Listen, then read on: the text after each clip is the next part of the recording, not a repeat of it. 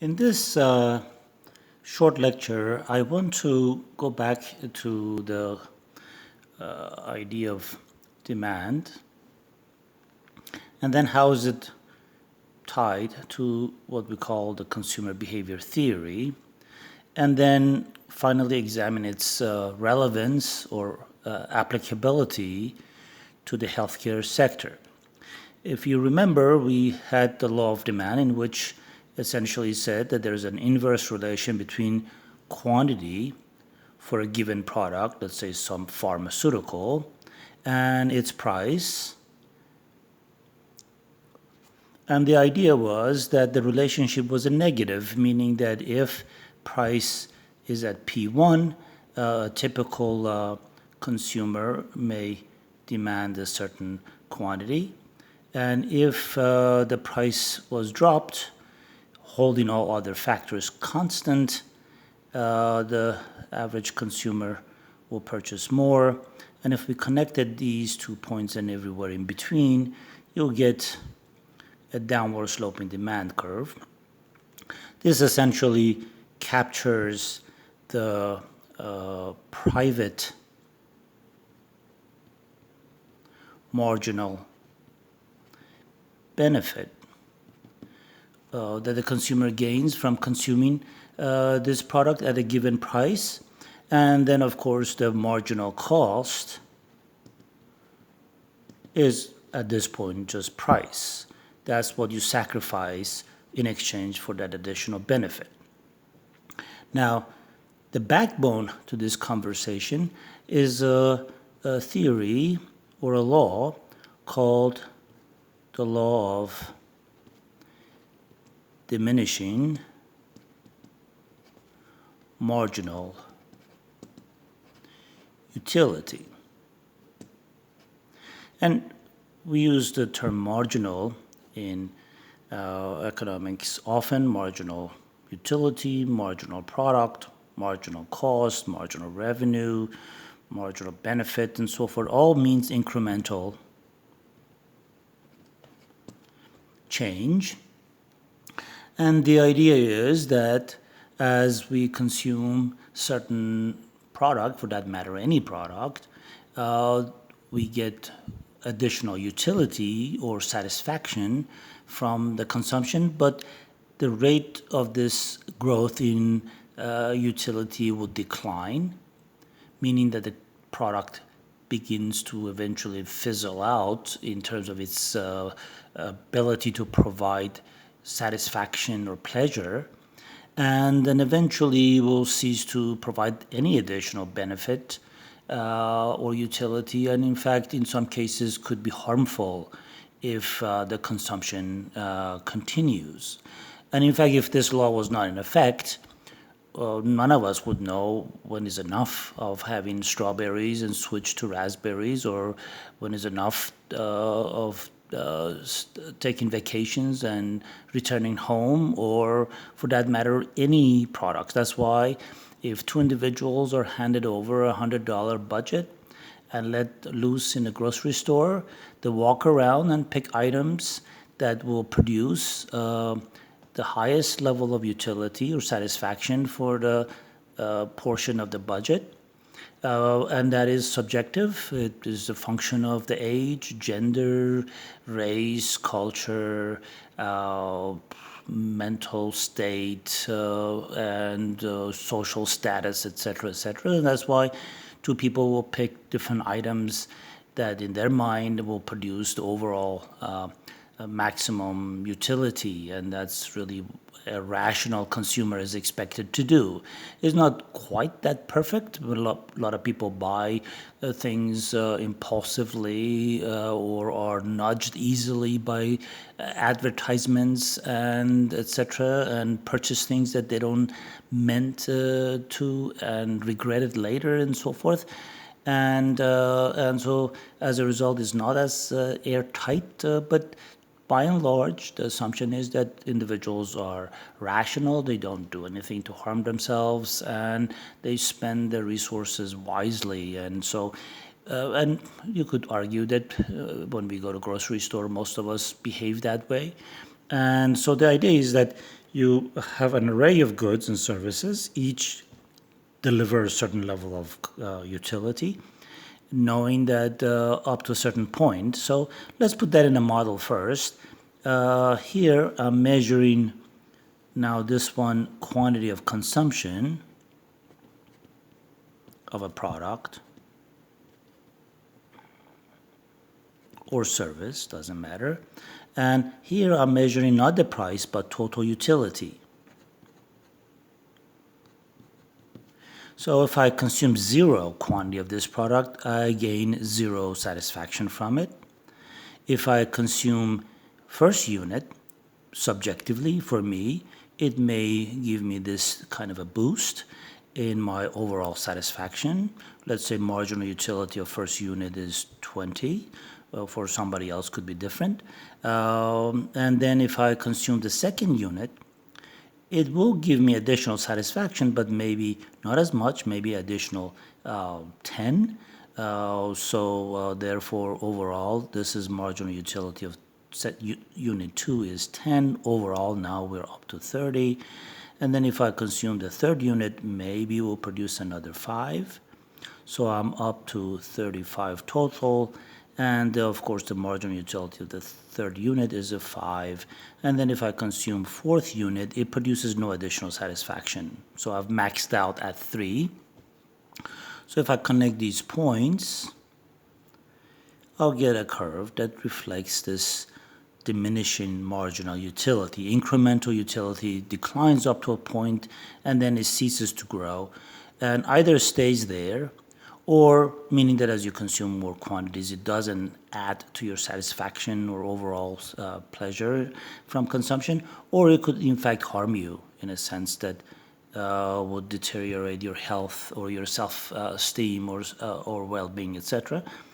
And so if this is the utility curve explaining how much additional units will produce in satisfaction, then you look at the price and make a decision, and that becomes the backbone of this demand curve. So this D1 is associated with this utility 1.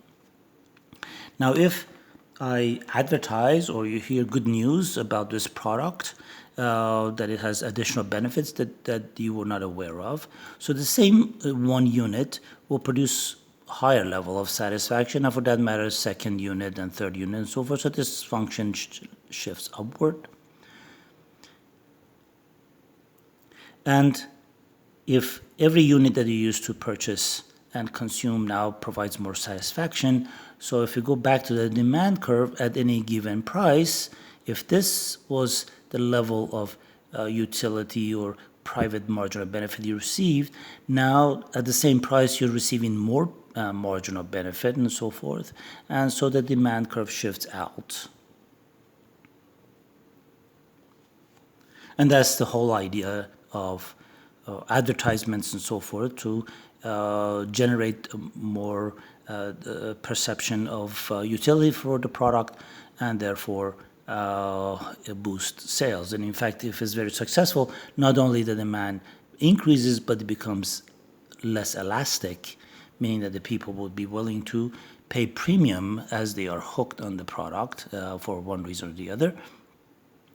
And if for whatever reason you age out, you lose taste, some bad news, whatever, that affects the utility or perceived utility of the product, then the utility function will decline.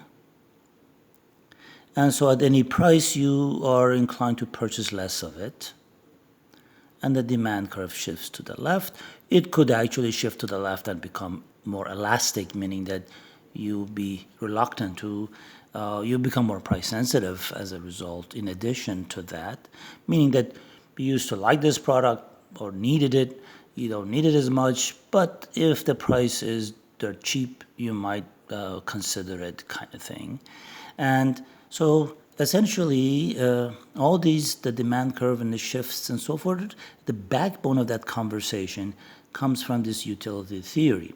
And the idea is that you go now as a rational, efficient consumer, because no, in economics we said that there are two objectives. One, produce efficiently, meaning that use resources effectively and don't waste it, and then consume efficiently, meaning that once a product is produced with great effort and due diligence and talent, don't slam it around and waste it and that kind of thing.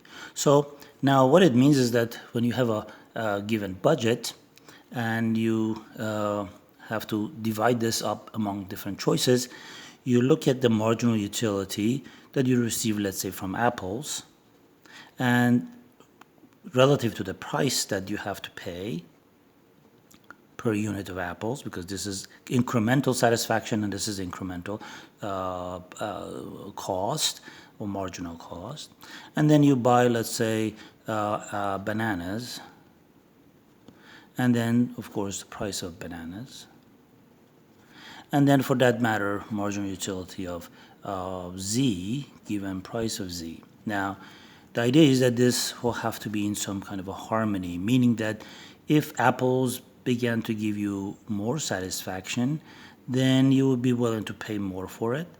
If, on the other hand, you paid big time price for it, but these apples have fizzled out in your mind and they don't produce as much utility, then it's irrational to continue. The best is to cut back on apples, and as you cut back, you will actually improve if you go in this direction.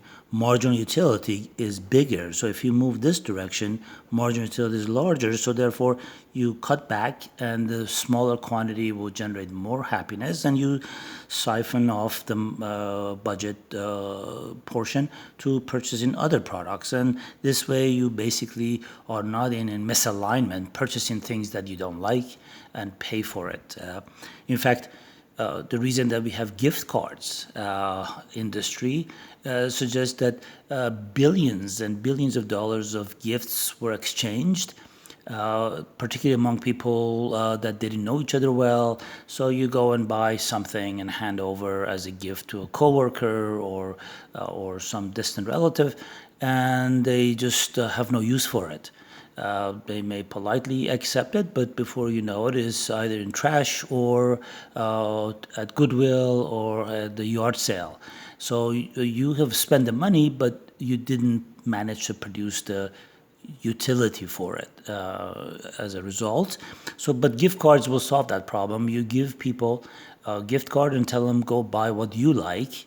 And in that sense, it's a little impersonal. But if you don't know them enough, that might be a better choice than give them something that they really have no desire or taste for it. So, and if this is the case, then you could argue, yes. Now, of course, a lot of fishing is going on, meaning that consumers are nudged, sometimes manipulated, often misinformed, ill-informed, etc., etc. But you could argue that by and large, when you go to a grocery store or your department store, you make your selections the way you like to, whether you are sophisticated or full and spend without thinking and analyzing. But nonetheless, we don't interfere much as to whether you spend your money wisely on fish or prime rib. We assume that is your choice. Now the question is, will this work for healthcare sector? Meaning that should we rely on consumer to go in the healthcare market and pick pharmaceuticals and surgeries and this and that for themselves and the family members like they do? And so therefore they scrutinize and evaluate every procedure, every treatment, every drug, and look at the price, and then they would tell the doctor, I'm in for this, but I'm out of the other, and so forth. And so let's look at that idea. So let's say you have a condition and your physician provides you with three different options. Procedure 1, procedure 2, and procedure 3. And The idea is that you would have the capability of evaluating the marginal utility from procedure 1 and marginal utility from procedure 2 and marginal utility from procedure 3. And then you look at the relative prices for procedure 1 and procedure 2 and procedure 3 and make a decision that which one of these are good price for the results that they produce. However, medical care, like legal services, like technical services for your car often, or your heating and air conditioning, any complicated product, most consumers are in a great disadvantage as the seller has a lot knowledge than the consumer does, and so so therefore you are handicapped in formulating your true marginal utility, let alone that sometimes medical services are provided not in a sort of relaxed time when you walk through the grocery store, emergencies, etc., happens, and so forth. So for that matter, to be honest with you, I've just not long ago spoke with a highly skilled physician, and she was telling in a large meeting that she was consulting with her orthopedic surgeon, and they couldn't communicate. And they both are highly skilled professionals in the field of medical care, and she was baffled as to why she's not able to understand what he's recommending and what are her choices and so forth. So all that tells you that when it comes to medical care, given the nature of it, and the skill and the knowledge and so forth that is required, formulating marginal utility is not, if not impossible, incredibly difficult. In fact, physicians say that when they prescribe medication, they rely on whatever pharmaceutical informs them. And they have no idea whether it's accurate or not. They don't know if it's harming the patient or not. They're hoping that they are providing them with adequate and well-researched information, and then they will just go through a trial and error kind of thing. Now, if this is not bad enough, consumers don't see prices because prices are not fixed. They can change as services change, as the complexity of the care changes, and so forth. So even if there was a price posted, it would be difficult to kind of rely on that. There are certain services that increasingly they will tell you that upfront this is the bundle package, but then also tell you that if things go wrong, then it could add up with other complications that may arise. So that all it tells you is that if those who argue that medical care should be marketized, should the consumers need to make decisions as to what to consume and how much of it, it would be too much to ask, and it would be theoretically incorrect to assume that these consumers will be able to make proper decisions. So what's left is essentially you need the providers who are true agents. They are high integrity, and they will are also highly skilled, and they will inform the patient for the best alternative, regardless of the financial benefits that it may bring them or other issues.